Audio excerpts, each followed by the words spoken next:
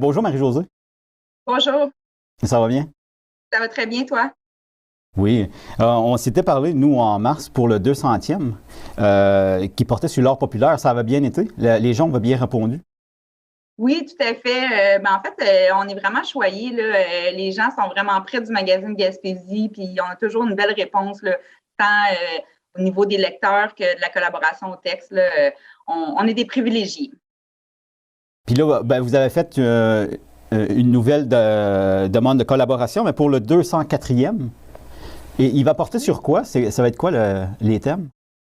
Tout à fait. En fait, on est déjà dans l'appel de texte pour le numéro d'été. Donc, le thème, c'est les gares. On a parlé à plusieurs reprises, en fait, d'histoire du train en Gaspésie, mais on ne s'était pas attardé aux gares, là. C'est vraiment des lieux hyper importants.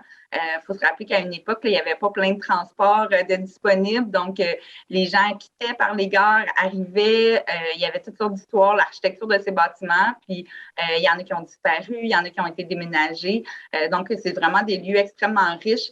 Donc, on a décidé de poser notre regard sur cette thématique-là pour ce numéro-ci. Puis avec l'été, il y a quelque chose de vacances ou en tout cas de tour de la Gaspésie qui est intéressant aussi. Donc, on fait appel à la population là, pour avoir les bonnes histoires que les gens peuvent avoir dans leur mémoire. Quand on a vu l'apparition des gares puis du chemin de fer, là, tous les villages étaient vraiment comme dépendants du chemin de fer dans ce temps-là. Là. Oui, tout à fait. Puis, tu sais, oui, ça servait pour les vacances, les touristes pouvaient venir en Gaspésie, mais c'était aussi des lieux par où la marchandise arrivait, le courrier transitait par là, les télégraphes étaient dans les gares. Donc, c'était vraiment un lieu de communication, de transport essentiel. Puis ça a vraiment permis de développer et la Gaspésie et les villages. C'était aussi des lieux forts en émotion. On peut penser aux soldats qui quittent pour la guerre, ben, ça se faisait à la gare. Il y a sûrement eu des belles retrouvailles aussi dans certains lieux. Je suis certain que les gens là, ont des souvenirs reliés aux odeurs, aux bruits. Tu sais, c'était un lieu qui était extrêmement animé, qui faisait comme, qui était plein de vie en fait là, au cœur des villages. Ce que vous aimeriez avoir comme texte, au juste, ça peut être des histoires, ça peut être... Exactement, c'est assez large en fait. Là, il y a toujours comme deux volets. L'histoire plus factuelle, plus formelle, donc ça peut être l'historique d'une gare, son architecture, vraiment quelque chose de plus officiel entre guillemets, mais ça peut aussi être des récits, des souvenirs, comme je disais, là, des belles retrouvailles qu'il y a eu ou des départs déchirants. Il y a peut-être des gens qui ont quitté pour la grande ville. Donc, si les gens ont des histoires dans ce sens-là, ça complète aussi vraiment bien l'histoire là, en mettant un peu d'humain et de souvenirs là-dedans. Donc, que les gens n'hésitent pas. Puis si les gens ne sont pas à l'aise d'écrire, je ne veux pas qu'ils s'arrêtent. Là, on est vraiment à la recherche de bonnes histoires avant tout. Donc, ils peuvent collaborer avec un membre de leur famille ou de leurs proches, mais ils peuvent aussi m'appeler, puis ils peuvent me raconter leur histoire, puis je vais en faire un compte rendu. Là. On ne veut pas que les gens s'arrêtent parce qu'ils sont moins à l'aise, disons, dans l'écriture. C'est des textes de combien de mots vous voulez?